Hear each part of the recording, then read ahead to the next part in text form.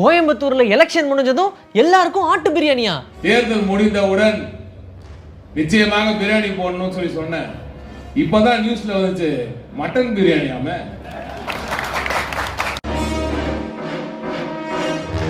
India கூட்டணி வேட்பாளர்கள் பிரச்சாரத்துல கலக்கிட்டு இருக்காங்க.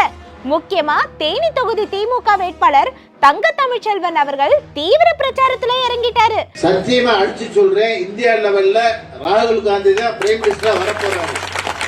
தமிழ்நாட்டுல பாண்டிச்சேரி உட்பட 40 பேர் திமுக கூட்டணி ஜெயிக்க போகுது. தமிழ்நாட்டுல பிஜேபி வளர்ந்துருச்சான், அதனால திமுக தூக்கம் வராம தவிக்குதுன்னு அவர் பேச போக நெத்தி அடி பதில முதலமைச்சர் ஸ்டாலின் அவர்கள் கொடுத்திருக்காரு. உண்மையில தன்னுடைய ஆட்சி முடிய போகுதுன்னு பிரதமர் மோடிக்கு தான் தூக்கம் வரல. அவருக்கு ஏற்பட்டிருக்கக்கூடிய தோல்வி பயம் அவருடைய முகத்திலையும் கண்ணிலையும் நல்லா தெரியுது.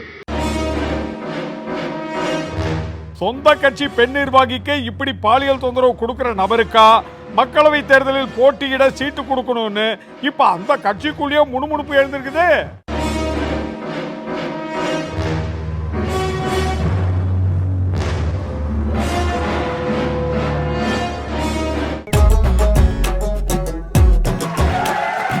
அதாகப்பட்டது மகாஜனங்களே. சார், மனசுக்கு பிடிச்ச இடத்துல தான் இருக்கேன். நீங்க சொன்னது இங்க ஒர்க் அவுட் ஆகுது. மனசுக்கு பிடிச்ச இடமா? சின்ன பசங்க விளையாடுற இடத்துல இவனுக்கு என்ன வேலை? ஏங்க, நீங்க என்ன சின்ன பையனா? உங்களுக்கு என்ன இங்க வேலைன்னு அவன் திருப்பி கேட்டா என்ன பண்ணுவீங்க? நான் அப்படிலாம் கேட்க மாட்டேன். எனக்கு தூக்கத்துல நடக்கிற வியாதி இருக்கு. அதனால தான் டாக்டர் சொன்னபடி இந்த மாதிரியான ஜாலியான இடத்துக்கு வந்திருக்கேன். எனக்கும் தூக்கம் வர மாட்டேங்குது தம்பி. எந்த டாக்டரை பாத்தீங்கன்னு கொஞ்சம் சொல்லுங்களேன். ஏங்க, நீங்க என்ன பிரதமர் மோடியா தூக்கம் வராம தவிக்கிறதுக்கு? என்னது, பிரதமர் மோடி தூக்க வராம தவிக்கிறாரா? ஆமாங்க, தமிழ்நாட்டுல பிஜேபி வளர்ந்துருச்சான், அதனால திமுக தூக்கம் வராம தவிக்குதுன்னு அவர் பேச போக நெத்தி அடி பதில முதலமைச்சர் ஸ்டாலின் அவர்கள் கொடுத்திருக்காரு. திருச்சியில பிரச்சாரத்தை துவக்கினப்போ முதல்வர் ஸ்டாலின் அவர்கள் பேசினது தானே, தமிழகத்துல பாஜகவுக்கு செல்வாக்கு அதிகமாகி விட்டதால திமுகவினருக்கு தூக்கம் வரல அப்படின்னு பிரதமர் மோடி பேசியிருக்காரு. உண்மையிலேயே தங்களது ஆட்சி முடிய போகிறது என்று கருதுவதால் அவருக்கு தான் தூக்கம் வரல அப்படின்னு முதலமைச்சர் ஸ்டாலின் அவர்கள் செமையா பேசியிருக்காரு. தேர்தல் என்பதால் பிரதமர் இப்போது இந்தியாவிலே இருக்கிறார். அதனால்தான் அடிக்கடி தமிழ்நாட்டுக்கு வராரு. இல்லைன்னா பெரும்பாலும் வெளிநாட்டில் தான் இருப்பாரு. சமீபத்தில் சேலத்தில் உரையாற்றின பிரதமர் மோடி அவர்கள் தமிழ்நாட்டில் அவருக்கு செல்வாக்கு அதிகமாகிவிட்டதால் திமுகவினருக்கு தூக்கம் வரல அப்படின்னு பேசியிருக்கிறாரு. உண்மையில தன்னுடைய ஆட்சி முடிய போகுதுன்னு பிரதமர் மோடிக்கு தான் தூக்கம் வரல. அவருக்கு ஏற்பட்டிருக்கக்கூடிய தோல்வி பயம் அவருடைய முகத்திலையும் கண்ணிலையும் நல்லா தெரியுது. கரெக்டுங்க. பிரதமர் மோடிக்கும் பாஜகவுக்கும் தமிழ்நாட்டு மக்கள் சரியான பாடத்தை புகட்டுவாங்கன்னு காங்கிரஸ் கமிட்டி தலைவர் திரு செல்வ பெருந்தகை அவர்கள் கூட சொல்லியிருக்காங்க. ஆமாங்க, முதல்வர் ஸ்டாலின் அவர்கள் அந்த கூட்டத்துல தொடர்ந்து பேசும்போது இன்னும் நிறைய விஷயங்களை சொல்லியிருக்காரு. கடந்த 10 ஆண்டுகளாக ஆட்சி புரிந்த பிரதமர் மோடி தமிழகத்துக்கு செய்த சிறப்பு திட்டம் என்று ஏதாவது ஒன்றை சொல்ல முடியுமா? சென்னை தூத்துக்குடி வெள்ள பாதிப்புக்கு என்ன செய்தீர்கள்? ஏன் எய்ம்ஸ் மருத்துவமனையை கட்டவில்லை? இதற்கெல்லாம் பிரதமர் மோடியிடம் பதில் இல்லை. மக்களின் பிரச்சனைகளை மறைக்க தேவையில்லாத விஷயங்களை பேசி திசை திருப்பிக் கொண்டிருக்கிறார். தேர்தல்களின் போது பாஜக நடத்தும் கபட நாடகங்களை மக்கள் யாருமே நம்ப மாட்டார்கள் அப்படின்னு செம்மையா பேசியிருக்காரு. சென்னை தூத்துக்குடி வெள்ள பாதிப்புக்கு ஏன் நிதி தரலன்னு பிரதமர் கிட்ட கேட்டா, எய்ம்ஸ் மருத்துவமனையை ஏன் கட்டலன்னு பிரதமர் கிட்ட கேட்டா, எதுக்காவது அவர்கிட்ட சரியான பதில் இருக்கா? அவருடைய தோல்விகளை மறைக்க, மாநில உரிமைகளை பறிக்க, அதை மறைப்பதற்காக தேவையில்லாத விஷயங்களை எல்லாம் பேசி திசை திருப்புகிறாரு. இனி தமிழ்நாட்டு மக்கள் மட்டுமல்ல, ஒட்டுமொத்த இந்திய மக்களும் நம்ப மாட்டாங்க. முதல்வர் ஸ்டாலின் அவர்கள் பயங்கர ஸ்டைலா பிரச்சாரம் பண்ணிக்கிட்டு இருக்காரு. தஞ்சாவூர்ல வாக்கிங் போயிட்டே பிரச்சாரம் பண்ணிருக்காங்க. அங்க இருக்கக்கூடிய மக்கள்லாம் பயங்கர குஷியாகி முதல்வர் கிட்ட செல்ஃபி எல்லாம் எடுத்திருக்காங்கப்பா.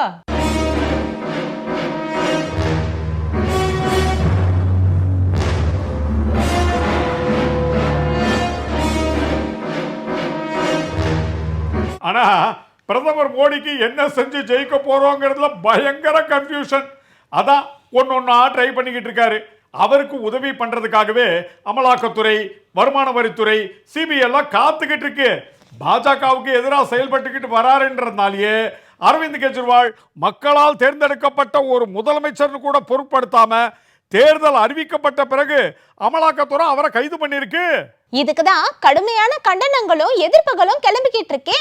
இந்தியா கூட்டணியில் அரவிந்த் கெஜ்ரிவால் சேர்ந்தது முதற்கொண்டு அவரை பழிவாங்க வேண்டும் என்பதற்காகவே இத்தகைய நடவடிக்கை எடுக்கப்பட்டுள்ளது.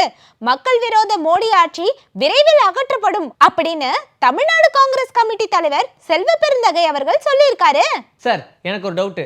பாஜக ஆள்ற மாநிலங்கள்ல தவறுகளே நடக்கிறது இல்லையா? பாஜக முதலமைச்சர்களும் அமைச்சர்களும் எம்எல்ஏக்களும் புனிதர்கள்னு அமலாக்கத்துறை முடிவு பண்ணிருச்சா? தம்பி, இதுக்கு பேரு தான் அதிகார துஷ்பிரயோகம். இதை பத்தி முதல்வர் ஸ்டாலின் அவர்கள் சொல்லும்போது இப்படித்தான் பதிவு பண்ணியிருக்காரு. ஒரே ஒரு பாஜக தலைவர் மீது கூட விசாரணையோ கைது நடவடிக்கையோ இல்லை என்பதில் இருந்தே அவர்களின் அதிகார அத்துமீறலும் ஜனநாயக சிதைப்பும் அப்பட்டமாகிறதுன்னு தெரிவிச்சிருக்காரு. மேற்கு வங்க முதலமைச்சர் மம்தா பானர்ஜி அவர்களும் தன்னுடைய கண்டனத்தை தெரிவிச்சிருக்காங்க. எதிர்க்கட்சி முதல்வர்கள் வேண்டுமென்றே குறிவைக்கப்பட்டு கைது செய்யப்படுகிறார்கள். அதே நேரத்தில் சிபிஐ, அமலாக்கத்துறை ஆகியவற்றால் குற்றம் சாட்டப்பட்ட நபர்கள் பாஜகவில் இணைந்த பிறகு தண்டிக்கப்படுவதில்லை. அதோடு முறைகேடுகளை தொடரவும் அவர்கள் அனுமதிக்கப்படுகிறார்கள். ஜனநாயகத்தின் மீதான மூர்க்கத்தனமான அப்பட்டமான தாக்குதல் இது அப்படின்னு சொல்லியிருக்காங்க. வாக்குறுதியை நிறைவேற்றாம மக்களால் தேர்ந்தெடுக்கப்பட்ட முதலமைச்சரை கூட கைது செய்யக்கூடிய அடாவடித்தனமான அரசியலை பண்ணிக்கிட்டு இருக்கு பாஜக அரசாங்கம். ராமேஸ்வரத்துல மீனவர்கள் போராட்டம் நடத்தி மக்களவை தேர்தலை புறக்கணிக்கணும்னு சொல்றது பிரதமர் மோடிக்கு அதுல விழுகாது. ஏன்னா ஒன்னு அவர் பிரச்சாரத்துல இருப்பாரு, இல்ல இங்கே வெளிநாட்டுக்கு பயணம் போயிருப்பாரு. இந்த மாதிரி சாமானிய மக்களுடைய பிரச்சனைய அவரால் புரிஞ்சுக்கவே முடியாது. அதையெல்லாம் மோடியோ இல்ல பாஜக அரசாங்கமோ கண்டுகிட்டதாவே தெரியலையே. பாஜக ஆட்சிக்கு வந்தா மீனவர்களுக்கு அதை பண்ணிடுவோம் இதை பண்ணிடுவோம்னு வாய் சவடால் விட்ட பிரதமர் மோடி இப்ப வாயவே திறக்க மாட்டேங்கிறாரு. அண்ணாமலைஜியாவது இங்க இருக்கக்கூடிய தமிழர்களும் இந்தியர்கள் தான் பிரதமர் மோடிக்கு கொஞ்சம் சொல்லி புரிய வச்சா நல்லா இருக்கும். ஏன்பா, யாராவது எழுதி கொடுத்தா தப்பு தப்பா தமிழ் கவிதையும் திருக்குறளையும் பேசிட்டு போவாரு. தமிழர்கள் மேல உள்ள அன்பு அவருக்கு அவ்வளவுதான். ரோடு ஷோ காட்டுறதுக்கும் அரசாங்கத்து விழால அரசியல் பேசுறதுக்கும் தான் அவருக்கு தெரியும். மீனவர்கள் வேதனை, விவசாயிகள் வேதனை இதெல்லாம் புரியாதுப்பா. கோயம்புத்தூர்ல நம்ம அண்ணாமலை போட்டியிடுறாருல, அவரை கலாய்க்கிற மாதிரி எலெக்ஷன் முடிஞ்சதும் ஆட்டு பிரியாணி போட போறதா ஒருத்தர் சொல்லி இருக்காரு, தெரியுமா? கோயம்புத்தூர்ல எலெக்ஷன் முடிஞ்சதும் எல்லாருக்கும் ஆட்டு பிரியாணியா? என்னங்க சொல்றீங்க? ஓஹோ, டிஆர்பி ராஜா அவர்கள் சொன்னதை பத்தி சொல்றியா? செம்ம மேட்ரு தான். வீடு வீடா போய் திண்ணை பிரச்சாரம் செஞ்சு கட்சியை வளர்ப்போம். எதிரணி அப்படி கிடையாது. வெறும் வாட்ஸ்அப், வெறும் பேஸ்புக், அங்கேயும் போய் கட்சியை வளர்க்கலாம். வளர்க்கிற மாதிரி வளர்ந்த மாதிரி ஒரு சூழலை உருவாக்கும். அதை முறியடிப்பது மிக முக்கியம். நம்ம ஆளுக்கே என்ன பிரச்சனைனா, ஒருவேளை அவன் வளர்ந்துட்டானோ அப்படின்னு ஒரு மண்ணும் கிடையாது. எதிர்வரும் தேர்தல்ல பல லட்சம் வாக்குகளில் மிகப்பெரிய அளவு வாக்குகள் வித்தியாசத்தில் மிகப்பெரிய அளவில் நமது அருமை நண்பர் ராஜ்குமார் அவர்கள் வெற்றி பெறும் பொழுது எதிரணியர் மண்ணை கவ்வும் பொழுது எது உண்மை என்று நிச்சயமாக தெரியும். தேர்தல் முடிந்தவுடன் நிச்சயமாக பிரியாணி போடணும்னு சொல்லி சொன்னேன். இப்பதான் நியூஸ்ல வந்துச்சு மட்டன் பிரியாணியாம. அதனால சுவையான ஆட்டு பிரியாணி ரெடியாக இருக்கிறது. மகத்தான வெற்றி இந்த கோதைக்கு காத்திருக்கிறது. நன்றி, வணக்கம். இப்போ திருவள்ளூர் பாஜக வேட்பாளர் பத்தி பழைய வீடியோ ஒன்று பதிவாகி வைரல் ஆயிட்டு இருக்கு. அத பாத்தீங்களா? திருவள்ளூர் பாஜக வேட்பாளர் பாலகணபதி பத்தியா?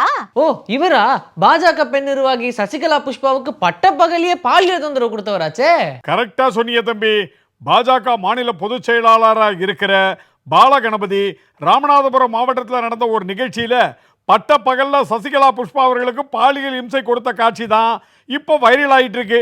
சொந்த கட்சி பெண் நிர்வாகிக்கு இப்படி பாலியல் தொந்தரவு கொடுக்கிற நபருக்கா மக்களவை தேர்தலில் போட்டியிட சீட்டு கொடுக்கணும்னு இப்ப அந்த கட்சிக்குள்ளேயே முணுமுணுப்பு எழுந்திருக்குது.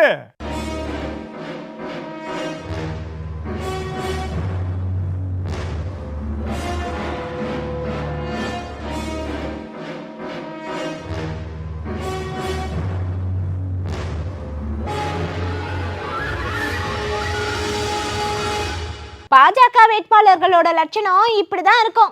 இந்தியா கூட்டணி வேட்பாளர்கள் பிரச்சாரத்துல கலக்கிட்டு இருக்காங்க.